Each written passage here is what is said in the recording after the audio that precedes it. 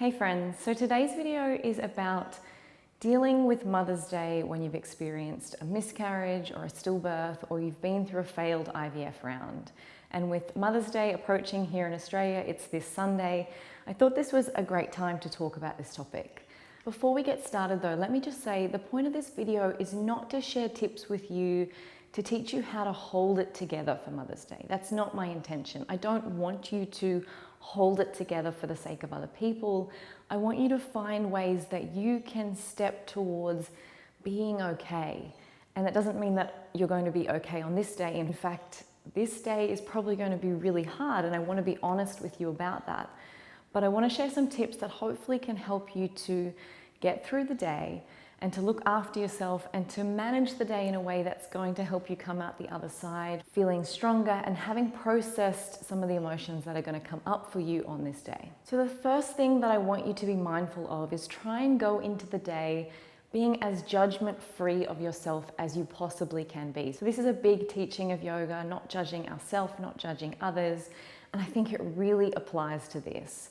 I see it so much in women who have lost very early pregnancies. They might feel like, oh, I shouldn't feel that way. Or those who've had a failed IVF round, they think it wasn't even a real baby, and they almost devalue the loss that they're feeling. The loss is just as real as if you have lost someone who has been with you in your life for many years. That connection for many of us is the same. So please don't judge how you should be feeling based on whether it's a failed IVF round, based on how many weeks you were, based on anything. There is no should be when it comes to grief, and this is grief, and Mother's Day in particular is something that tends to rub salt in our wounds, and I think it's important to recognize that this is going to be a really hard day and to not judge how you feel and just allow yourself to feel it. So rather than lumping all the I should be able to do this, I should be able to pull myself together to go to a Mother's Day lunch with my mum, or I should be able to be happy for my sister-in-law who's pregnant, please can you stop and just allow yourself to be. Allow yourself to be angry. It's okay. Allow yourself to be deeply sad. Allow yourself to not get out of bed if that's what you need to do. So my second tip is I want you to try and feel rather than flee. And this is hard because it's so tempting when we're feeling that really raw pain of grief.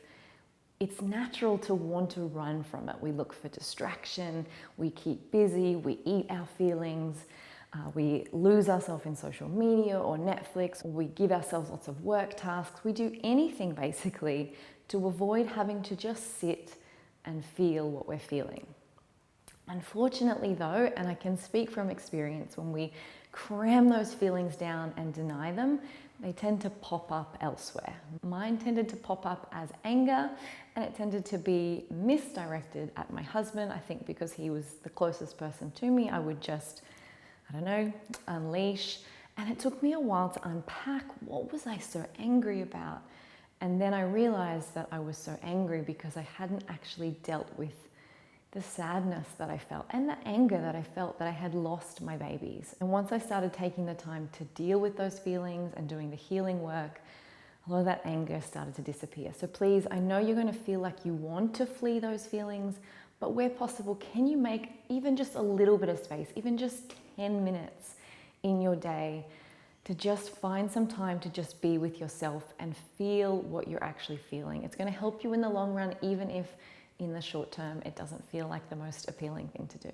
So my third tip is to be extremely kind to yourself, which may or may not seem counterintuitive to the last one where I've just asked you to sit with intense pain.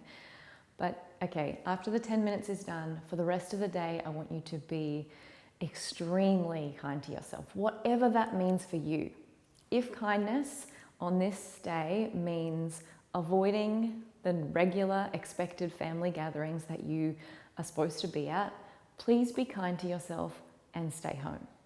If kindness means being around your family, then go and do that. But please take a moment to sit with yourself and decide which is going to be right for you. If kindness means spending all day in bed reading your favorite book, then do that.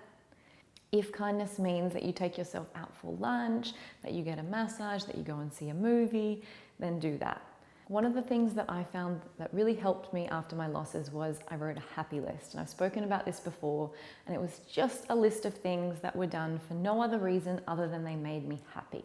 If you haven't already written a happy list, I'll leave a link below to the blog post I wrote just after my last loss and where I started my happy list. And perhaps you want to steal some of the things off that list. They were just things like get new linen for my bed or go on a date with my husband. They were seemingly insignificant things, but they were things that kept me focused on the positive. When you've had a loss like this, it can be really easy to snowball into this really dark place and to forget about all those tiny little things. And you think, oh, how can new linen on my bed make up for this loss? It can't, but for a brief moment, it will help you connect with that feeling of happiness again, and that's the point. So in this tip of being extremely kind to yourself, perhaps you write your own happy list today, perhaps you go and look at mine, perhaps you already have a list, pick something off the list and do it for yourself today. And then the final thing that I would encourage you to do on this day is to find a way to connect with your baby. I think one of the hardest things about losing a baby or even going through a failed IVF round, because it is a very similar feeling of grief, is that we don't allow ourselves to grieve in the same way we would if it were a real person.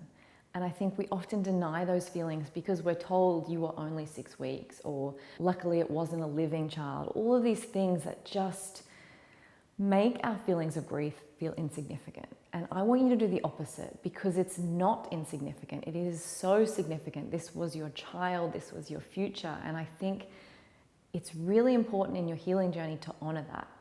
So today I would like you to find a way to connect with your baby, which again, this is not the easy action. I did warn you at the start, this was not going to be the quick fix pill that makes you feel better and puts on that happy face for everyone else. This is the hard work of healing.